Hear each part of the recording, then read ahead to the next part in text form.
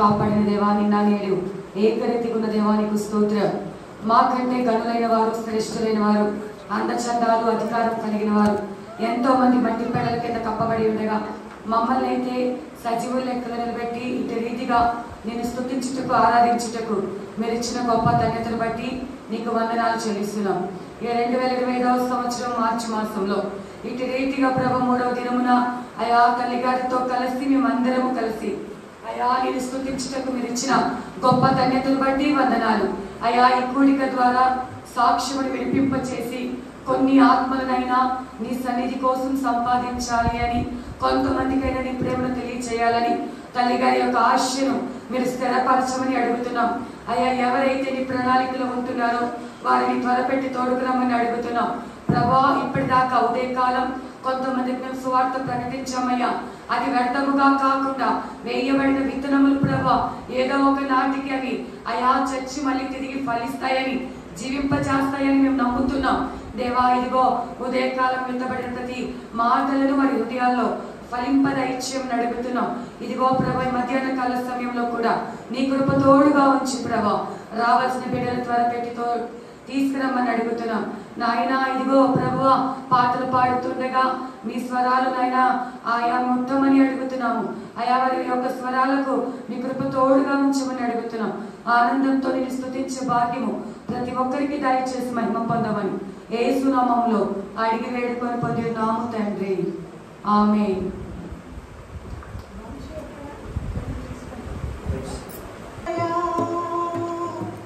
నీ వాక్యము దీపమయా, నీ వాక్యము నా బ్రతుకయ్యా, నీ వాక్యము దీపమయా, నీ వాక్యము నా బ్రతుకయ్యా. అన్ని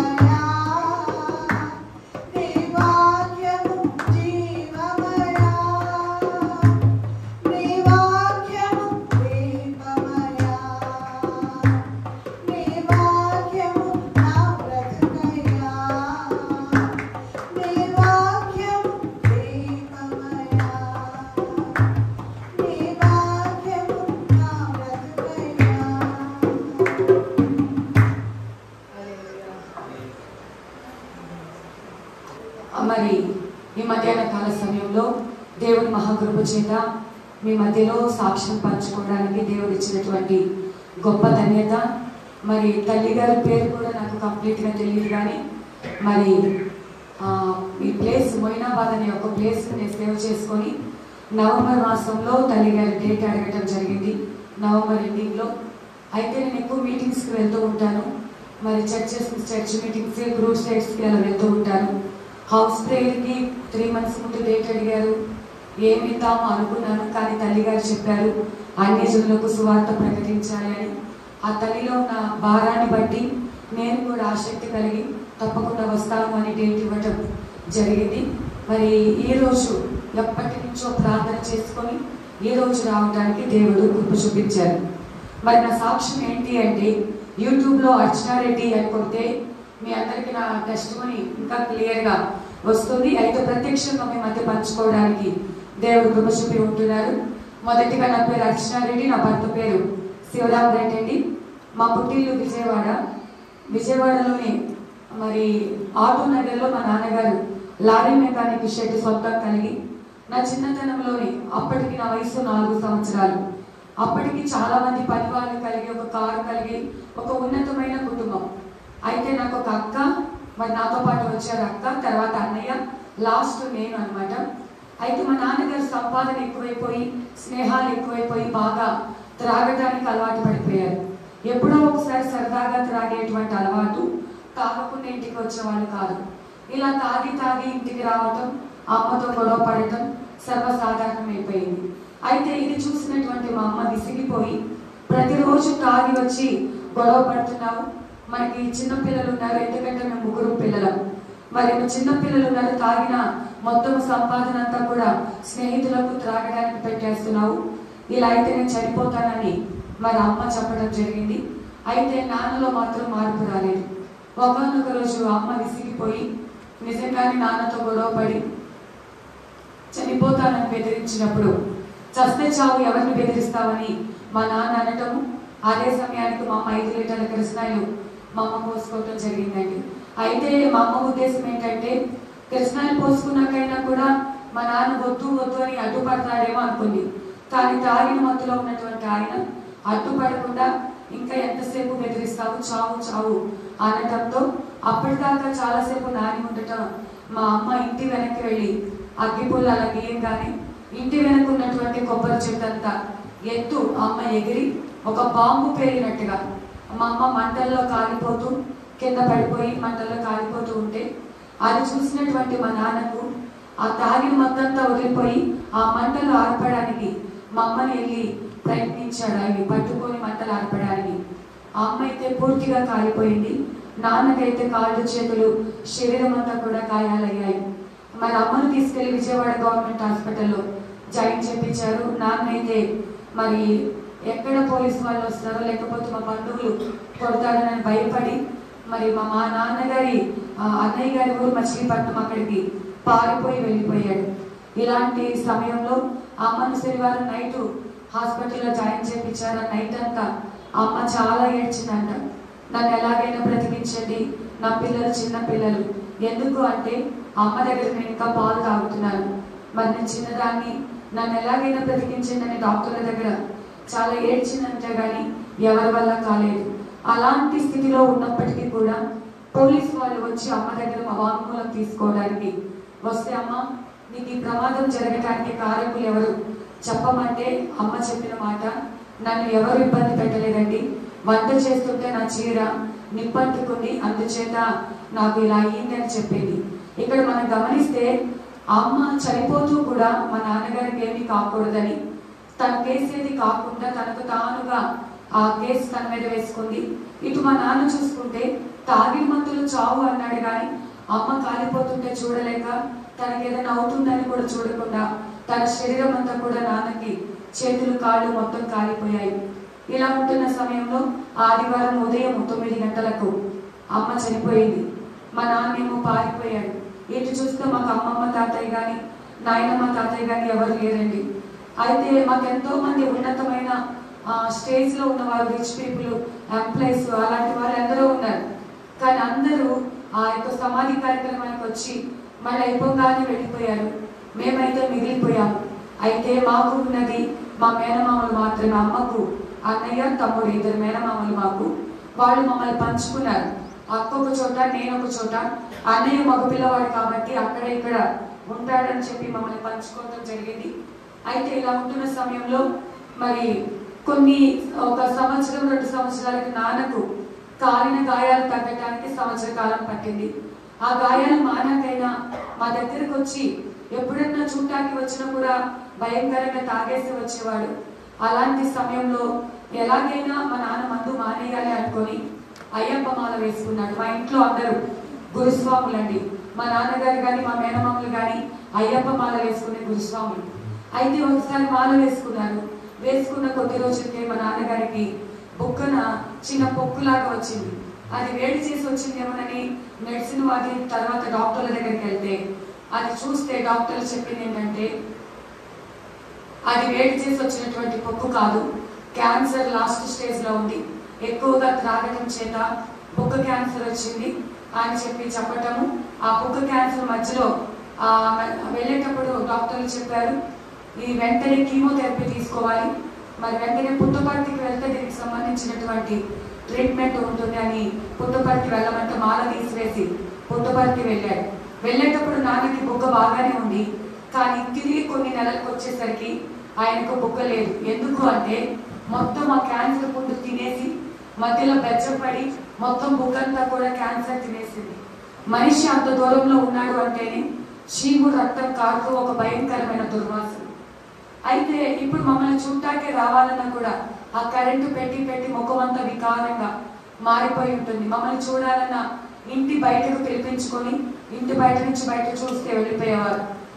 ఇలా ఉంటున్న సమయంలో నేను 3వ తరగతి 3rd క్లాస్కి వచ్చే సమయానికి మా నాన్నగారు ఒకసారి నా దగ్గరకు వచ్చి అక్టోబర్ 11 నా బర్త్డే, అక్టోబర్ 10వ తారీఖు మా నాన్నగారు నా దగ్గరికి వచ్చామా రేపు నీ బర్త్డే కదా నీకు డ్రెస్ కొని పెడతాను నాతో పాటు రమ్మని ఆ గాయాలతో ఆ యొక్క పుండుతోనే నన్ను విజయవాడ బీసెంట్ రోడ్డు తీసుకువెళ్ళి నాకు డ్రెస్ కొని పెట్టి రాత్రి చీకటి పడేంత వరకు అన్ని కొనిపెట్టి తినిపించి తిప్పుతూ ఉన్నాడు. చాలా పొద్దుపోయింది. నాన్న నన్ను ఇంటి దగ్గర దింపు అంటే అమ్మాయి ఒక్కరోజు నాతో పాటు ఉండవా అంటే మరి నాన్నతో పాటు ఉన్నాను. చాలా అర్ధరాత్రి అయిన తర్వాత నన్ను విజయవాడ బస్ స్టాండ్కి తీసుకెళ్ళి నిద్ర వస్తుంది నాన్న అంటే ఎవరు తిరిగినటువంటి నేల మీద ఒక మూలకు తీసుకెళ్ళి నన్ను అక్కడ కింద పడుకోమంటున్నారు. అదేంటి కింద పడుకోవాలి, ఇక్కడ చాప బెడ్షీట్ ఏం లేదు, నేను ఇక్కడ పడుకోని నన్ను ఇంటికి తీసుకెళ్ళిపోని ఏడుస్తుంటే ఈ ఒక్కరోజు నాతో ఉండవమ్మా అన్నారు. అయితే ఆ రోజు ఒక రాత్రి గడిచింది. తెల్లవారుతూ ఉండగా మరి హైవే పక్కనే బందర్ కాలువ అంటారు, అక్కడే పార్కు కూడా ఉంటుంది. ఆ కాలువలో నాకు స్నానం చేపించి ఆయన తెచ్చిన బట్టలు నాకు వేసి మరి అక్టోబర్ 11 నా బర్త్డే రోజు ఆయన కొనిపెట్టినవన్నీ నాకు ఇచ్చి నన్ను ఇంటి దగ్గర దింపి వెళ్తూ చాలా ఏడుస్తున్నారు. నాన్నగారు ఏడుస్తుంటే నాకు కూడా చాలా ఏడుపు వచ్చింది, కానీ మళ్ళీ చూస్తాలే అనుకున్నాను. కరెక్ట్గా నవంబర్ 5వ తేదీన శ్మశానం నుంచి ఫోన్ వచ్చింది. ఏంటి అంటే ఆయన చనిపోతానని మా నాన్నగారికి ఒకరోజు ముందే తెలిసి ఆయన డైరెక్ట్ శ్మశానానికి వెళ్ళి 4వ తారీఖు ముందు రోజు ఆయన శ్మశానానికి వెళ్ళి ఆ రాత్రి అంతా కేకలు పెట్టి ఆయనకు తెల్లవారుతూ ఉండగా ప్రాణం పోయింది. అయితే ఎక్కడైనా అనాథ శవాలు చనిపోతే గవర్నమెంట్ వాళ్ళు అనాథ శవాల్ని కరెంటు మిషన్లో వేస్తారంట. మా నాన్నగారు కూడా అనాథ అనుకొని కరెంటు మిషన్లో వేయాలి అనుకున్న ఆ టైంలో అక్కడ ఉన్నటువంటి సిబ్బందిలో ఒకరికి మా నాన్నగారు తెలిసి అయ్యో ఈయన అనాథ కాదు, మంచి పేరు కలిగిన వ్యక్తి, ఈయనకు పిల్లలున్నారు, కొంత టైం ఇవ్వండి, కనీసం లాస్ట్ చూపను చూస్తారు అని మాకు కబురు పెడితే మా మామయ్య వాళ్ళకి మేమందరం కలిసి శ్మశానానికి వెళ్తే చివరి చూపు చూపించి పాడు కట్టించి ఇంకా అదే లాస్ట్ చూపు అని మా కళ్ళ ముందు కరెంటు మిషన్లో నాన్నను వేసేశారు. ఎప్పుడన్నా వస్తాడు అనుకున్న నాన్న కూడా రాడని తెలిసింది. చిన్నప్పటి నుంచి ఎట్లా అంటే కనీసం తినటానికి కూడా భయపడే పరిస్థితులు, ఎంతో ప్రతి అడుగడుగున భయపడుతూ ఎదిగినటువంటి పరిస్థితులు. ఇలా ఉంటున్న సమయంలో 7th క్లాస్కి వచ్చేసరికి మరి చిన్నప్పుడు చాలా లావుగా ఉండేదాన్ని, ఉన్న పాటలు నాకు వాంతులు మరి మోషన్స్ అయినాయి. అయితే హాస్పిటల్కి తీసుకువెళ్తే కామెర్లు ముదిరిపోయాయి, మరి హాస్పిటల్ అడ్మిట్ చేయాలన్నారు.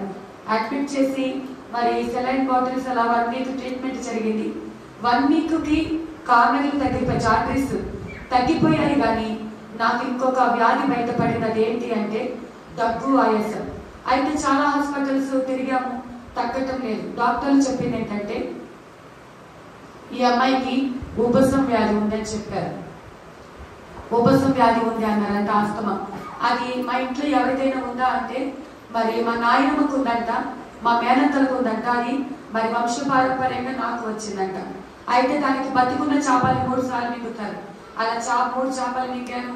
హోమియోపతి మందు, నాటు మందు ఎన్ని మందులు వాడినా కూడా ఆయాసం తగ్గటం లేదు.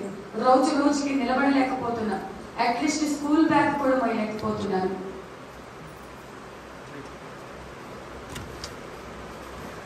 ఇంజక్షన్స్ వాడాలి అని చెప్పారు.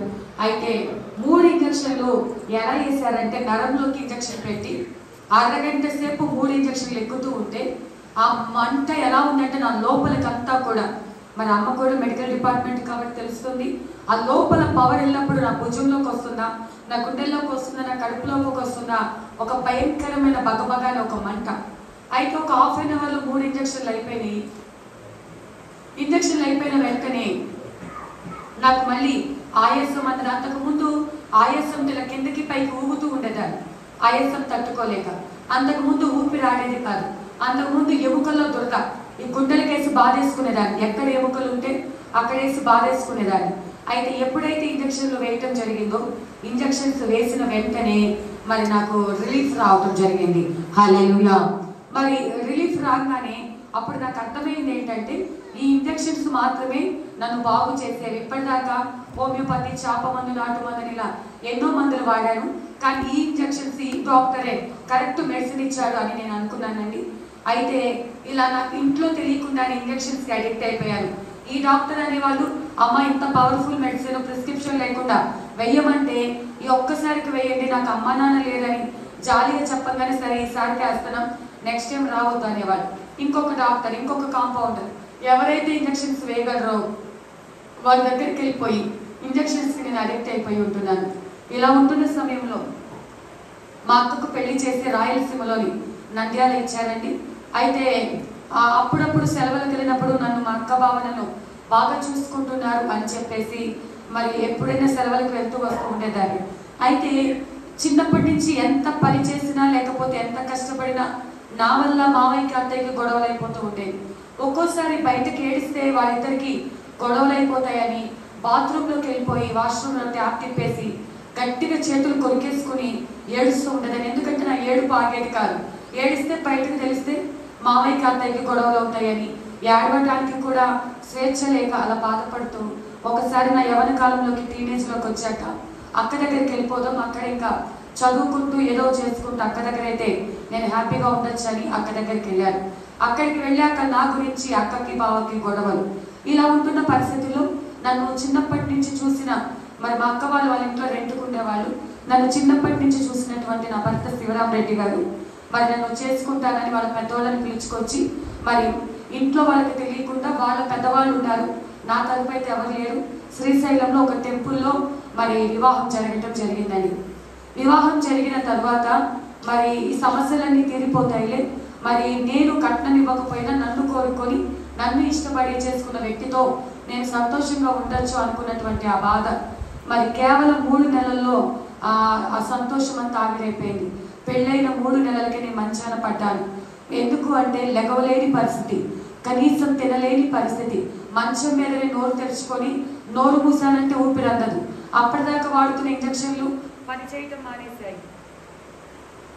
అలాంటి సమయంలో డాక్టర్లు చెప్పారు ఈ అమ్మాయి బ్రతకటం కష్టము. ఎందుకు అంటే కానీ రేపు పంపొస్తే ఇలాంటి రోగిష్టిదాన్ని పెళ్లి చేసుకొచ్చుకున్నావు అని నా భర్తను తిడుతుంటే ఏమీ చేయలేక అప్పటిదాకా నేను పూజించినటువంటి దేవతలు దేవుళ్ళు ఎంతమంది అయితే ఉన్నారు, నేను 10th ఫస్ట్ క్లాస్లో పాస్ అయితే సాయిబాబాకు హారతిస్తానని చేతిలో హారతించిన దానను, పొడవైన జడను ఎన్నోసార్లు గుండు చేపించుకుని ఎన్నోసార్లు ఉపవాసం ఉన్నా, ఎంతోమందికి మొక్కుబళ్ళు చేసుకున్నాను.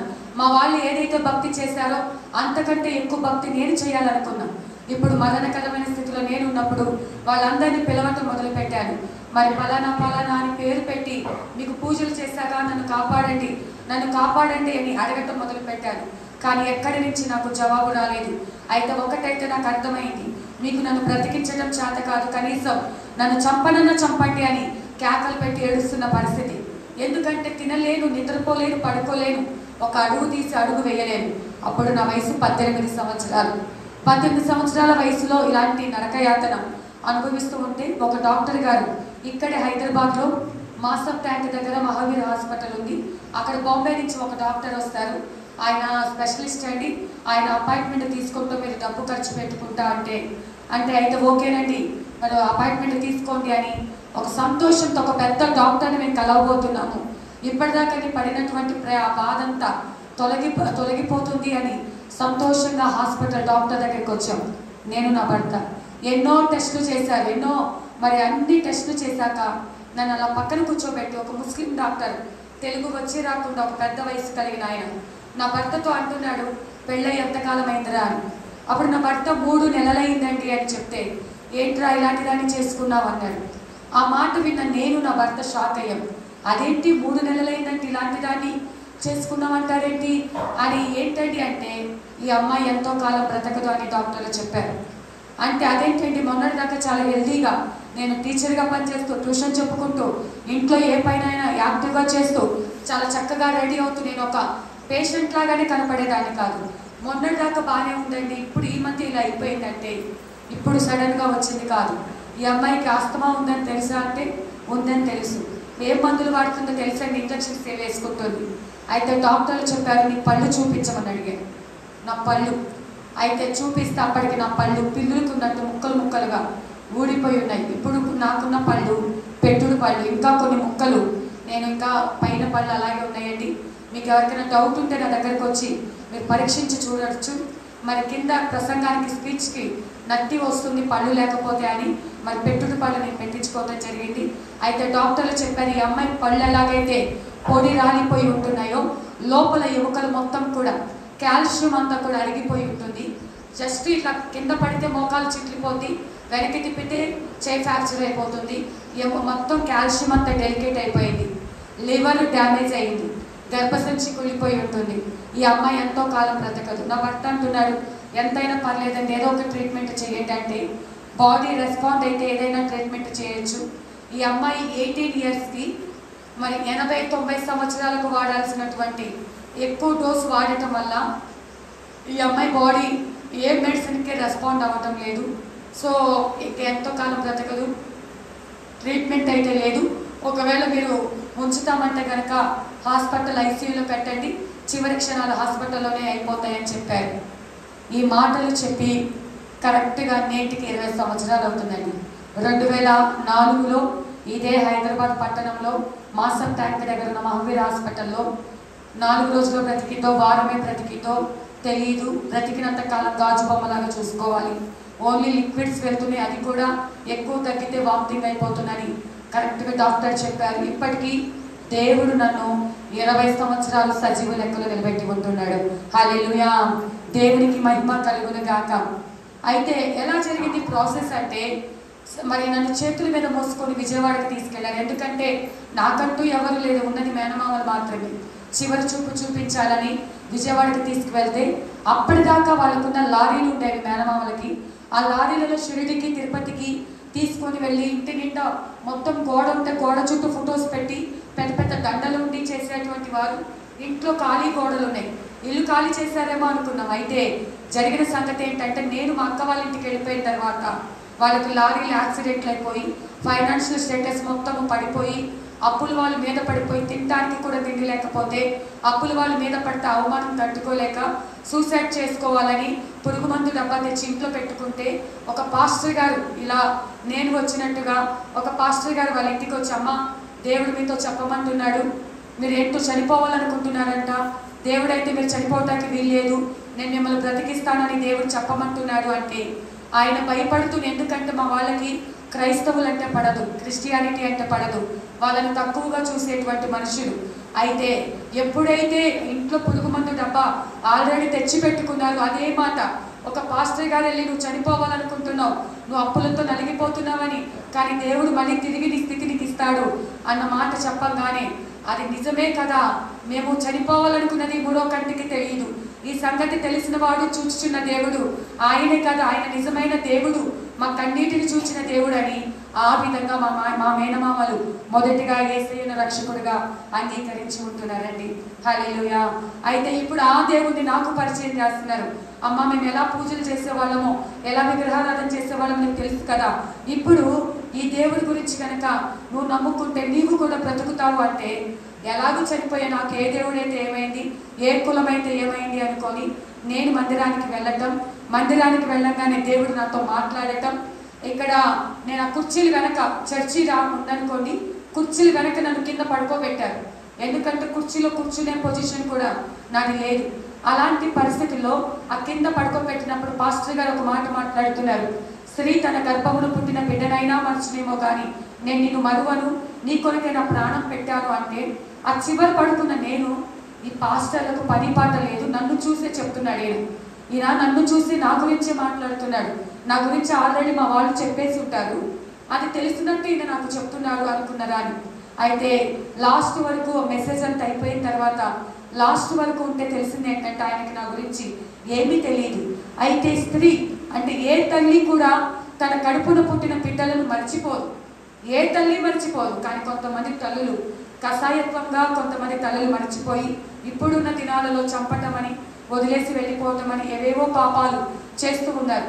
అయితే అప్పటి కాలంలో నేను అనుకున్నాను, మా అమ్మ నన్ను విడిచి వెళ్ళిపోయింది కదా, నిజమే, ఒక్క నిమిషము నా కూతురు నా దగ్గర పాలు తాగే పసిపాపని నేను తొందరపడి నేను సూసైడ్ చేసుకుంటే నా పిల్ల పరిస్థితి ఏంటి అని మా అమ్మ నా గురించి ఆలోచించలేదే.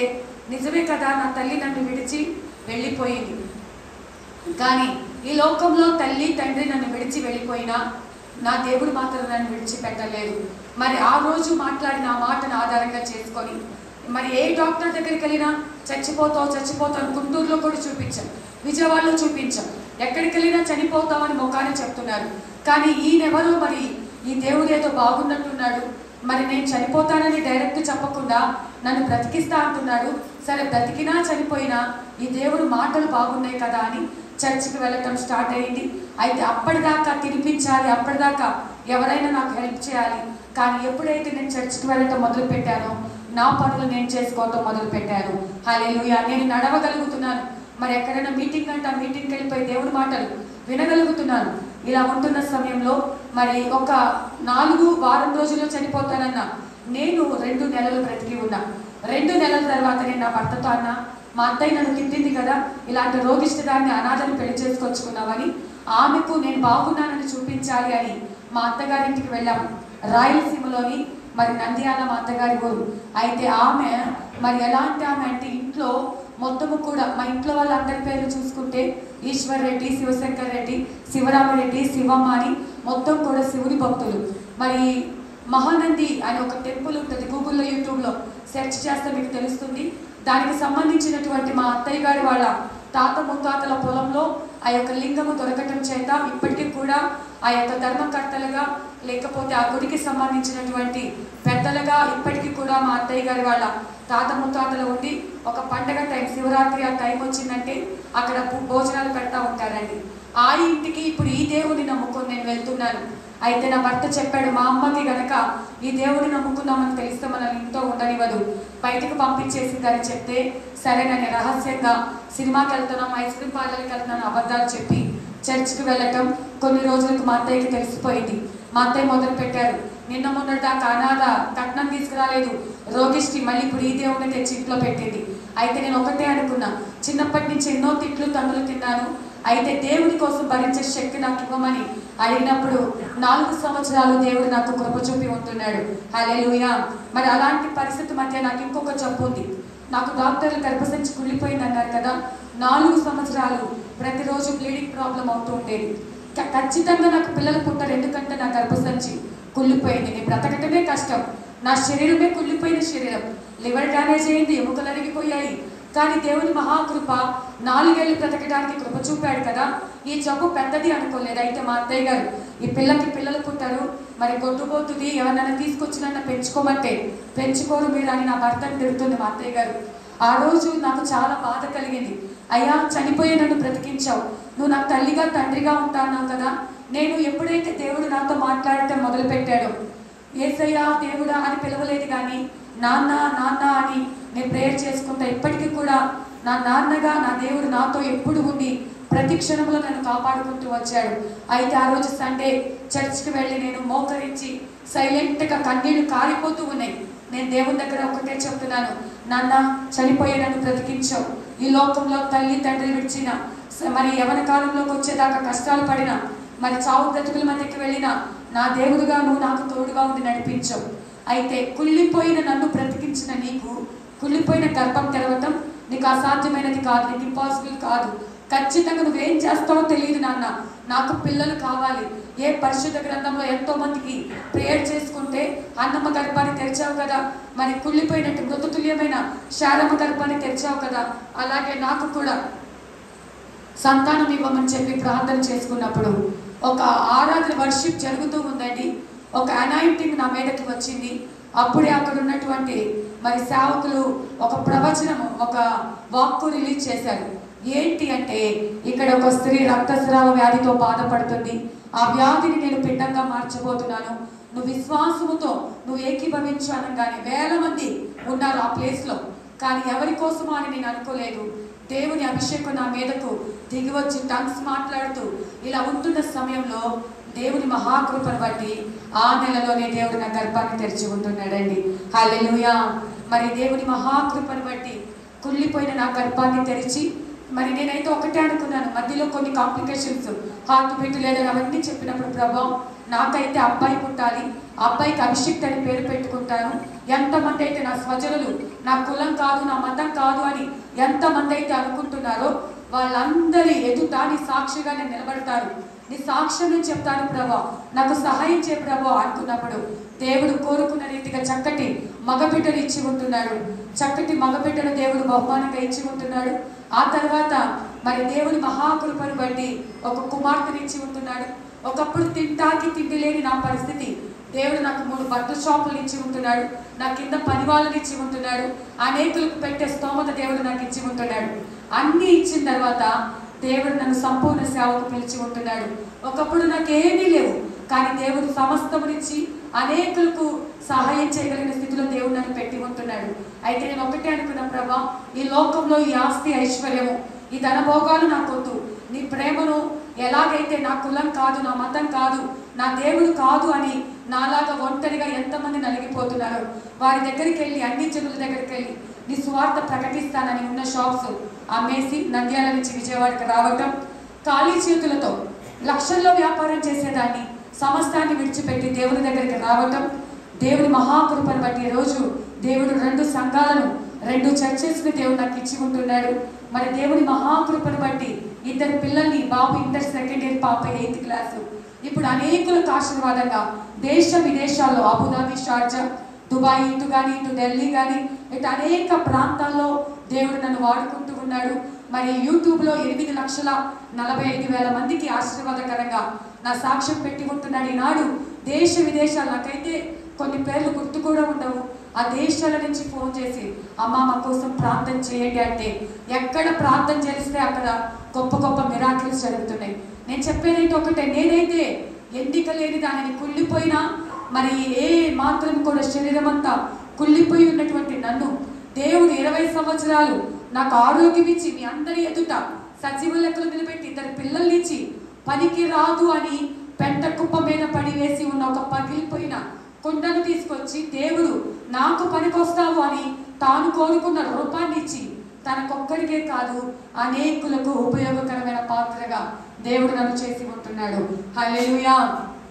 అయితే ఈయన ఏదో కొంతమందికే దేవుడు, ఒక జాతికే, ఒక కులానికే కాదు, ఏ సమస్యలో ఉన్నా అది అప్పుడు మా మామయ్య వాళ్ళకే తప్పుల బాధ, నాకైతే మరణకరమైన వ్యాధి, అయితే సంతానం లేకపోయినా ఏ సమస్యలో ఉన్నా నేనైతే మొదట దేవుడిని ఎందుకు నమ్ముకున్నావు అంటే దేవుడు చనిపోయి నన్ను బ్రతికించాడు, నాకు పిల్లల్ని ఇచ్చాడు అని చెప్పేదాన్ని.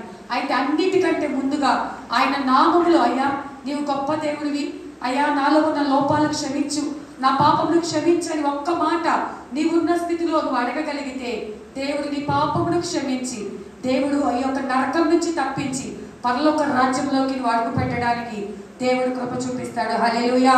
మనుషులుగా మనం అందరం ఏదో ఒక దినము చనిపోక తప్పదు. అయితే చనిపోయాక ఈ శరీరం మట్టిలో కలిసిపోతుంది, కానీ దేవుడు పెట్టిన ఆత్మ ఎక్కడికి వెళ్తుంది? ఆ ఆత్మ దేవుని దగ్గరికి చేరాలి, నిత్య జీవంలో ఉండాలి, మరి దేవుని సన్నిధిలో ఉండాలి. మనం హిందువులం అనుకునేటట్టుగా స్వర్గం అని, లేకపోతే ముస్లిమ్స్ అనుకునేటట్టుగా జిన్నత్ అని ఎవరి భాషలో వాళ్ళు చెప్పుకుంటున్నారు. అయితే ఎక్కడికి వెళ్ళాలన్నా ఆ మోక్షానికి మనం చేరాలి అంటే దేవుని రాజ్యానికి మనం చేరాలి అంటే మన యొక్క ప్రతి పరిస్థితిని తెలుసో తెలియక నోటి మాటతో కంటి చూపుతో ఆలోచనలతో ఎంతో మందిని బాధ పెట్టి మనం పుట్టుకతోనే తల్లిదండ్రులు పాపం చేస్తే మనం పుట్టి ఉంటున్నాము. అయితే పాపాత్ములమైనటువంటి మనము ఆయన నామాన్ని అంగీకరించి ప్రభువా నన్ను క్షమించు ప్రభువా నీ రక్తంతో నన్ను కడుగాని మనము ఈ లోకాన్ని విడిచిపెట్టే లోపల ఒక్కసారి నువ్వు అడిగినట్లయితే ఆయన రక్తంతో కడగబడిన నీవు ఆ పరలోక రాజ్యానికి చేరతావు. తల్లి గారి ప్రయాస ఏంటంటే మేము దేవుడి సన్నిధికి చేర్చబడతాము, మాతో పాటు మా వాళ్ళు, మా రక్త సంబంధికులు, నా స్నేహితులు ప్రతి ఒక్కరు ఈ దేవుడి గురించి తెలుసుకోవాలి. మేమున్న ఆ స్వర్గంలో, మేమున్న ఆ మోక్షంలో ఆయన నాతో పాటు వాళ్ళు కూడా రావాలి. నరకంలో ఆరని అగ్ని చావని పురుగు. ఈ స్కిన్ అండి మంటలు ఎలా ఉంటాయంటే నరకంలో ఈ తోలు కాలిపోయి రాలిపోతూ ఉంటుంది, మళ్ళీ కొత్త తోలు పుడతా ఉంటుంది. ఈ తోలు రాలిపోతూ ఉంటుంది, కొత్త తోలు. పురుగులైతే ఎన్నో ఇంచులు కలిగినటువంటి 7 అంగుళాలు 8 అంగుళాలు కలిగిన పురుగులు కళ్ళల్లో నుంచి, ముక్కుల్లో నుంచి, చెవుల్లో నుంచి వస్తూ ఉంటాయి. భయంకరమైన పాప వేశ్య జీవితం జీవించిన వారికి, కంటి చూపితో పాపం చేసిన వారికి ఒక్కొక్క పాపానికి ఒక్కొక్క శిక్ష ఉంటుంది. అయితే మనం ఇప్పటిదాకా చేసిన పాపాల గురించి ఆయన లెక్క అడగటం లేదు, కానీ ఉన్న వాటన్నిటినీ క్షమించడానికి ఆయన సిద్ధం. మరి శక్తిమంతుడు. ఒక్క మాట, యేసయ్యా నువ్వు దేవుడు అంట, నీవు దేవుడు అయితే నా స్థితి మార్చు, నా కష్టాలు విడిపించు, నా పరిస్థితి మార్చయ్యా, నా బంధకాలు విడిపించయ్యా, నా కన్నింటిని నాట్యంగా మార్చు ప్రభా, నీవు కూడా నాకు తండ్రిగా ఉండు. కనీసం యేసయ్యా అని పిలవటానికి ఇష్టం లేకపోయినా నువ్వు నిజమైన దేవుడు అయితే, ఈ లోకంలో ఎవరైతే నిజమైన దేవుడు ఉన్నాడో ఆ దేవా నువ్వు నాతో మాట్లాడు, నువ్వు దేవుడు అయితే నాతో మాట్లాడు అని ఒక్కసారి ఏ పేరు పెట్టకుండా ఒక్క నెల రోజులు ఆ దేవుడు, ఆ ఏకైక దేవుడు, సజీవుడమైన దేవుడు, చూచుచున్న దేవుడు, మాట్లాడుతున్న దేవుడు, మనతో పాటు ఉన్న దేవుడు ఎవరో నువ్వు కావాలి అంటే ఒక నెల రోజులు ఏ పేరు ఎత్తకుండా ప్రార్థన చేయి. తప్పకుండా దేవుడు నీతో మాట్లాడతాడు, నిన్ను రక్షిస్తాడు, నిన్ను క్షమిస్తాడు, నీకున్న బంధకాలన్నిటిని విడిపిస్తాడు.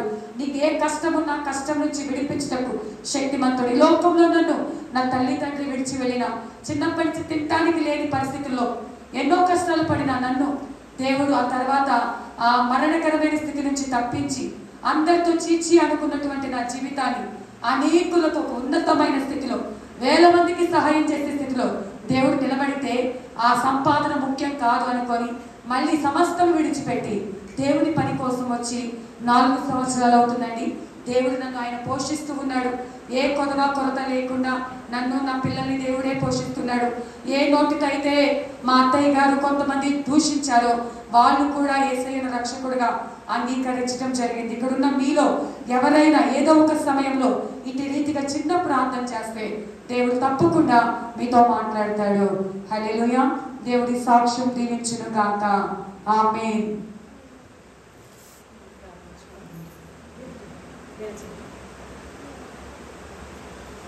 అందరూ కళ్ళు మూసుకొని, ఒకవేళ మీకు ఇష్టం లేకుండా విన్నారో, కష్టంగా విన్నారో, తప్పదు అని విన్నారో, ఎలాంటి స్థితిలో విన్నా ఈ దేవుడు సజీవుడండి, జీవం కలిగిన దేవుడు, మాట్లాడే దేవుడు. అందుకు మీ ఎదుట నిలబడిన నేనే సాక్షి. వారంలో చనిపోతానన్న నేను 20 సంవత్సరాలు బ్రతికి తిరిగి ఆ దేవుని ప్రేమను దేశ విదేశాల్లో చాటడానికి దేవుడు నన్ను వాడుకొని ఉంటున్నాడు. నేనైతే బలహీనురాలిని. ఇప్పటికీ నాలో ఎన్నో లోపాలు ఉన్నాయి, ఎన్నో బలహీనతలు ఉన్నాయి. అయినా నా దేవుడు విడిచిపెట్టక ఎన్నో మైళ్ళు దూరము ప్రయాణం చేసి ఆయన ప్రేమ ప్రకటించడం ఎంత కష్టమైనా, ఏ మూలకైనా వేల మంది జనాభాలో నన్ను వాడుకున్నాడు.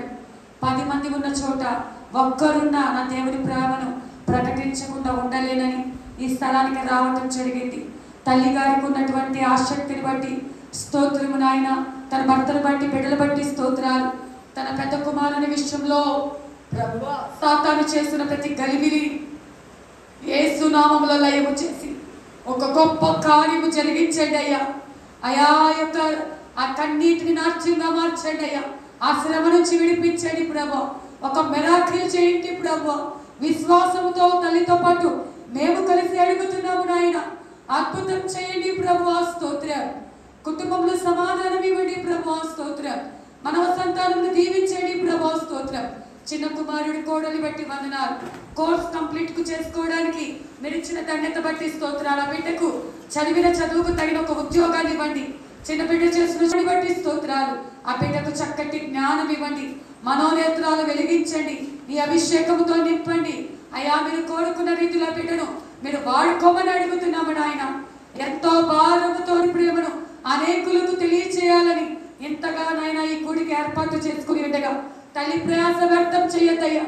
ఒక్కరినైనా మీరు రక్షణ పరిస్థితి నుంచి విడిపించండి నాయన, నీకు స్తోత్రాలు.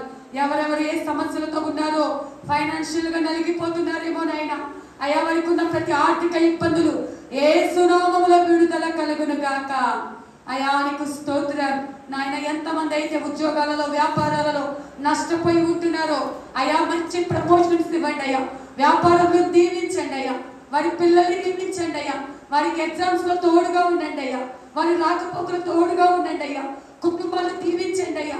నీవే నిజమైన దేవుడు అని తెలుసుకునే జ్ఞానము భాగ్యము అయ్యా, కృప వారికి అనుగ్రహించమని అడుగుతున్నా అయ్యా. ఉదయకాలం వచ్చిన తల్లి గారు అందరి బట్టి వందనాలు.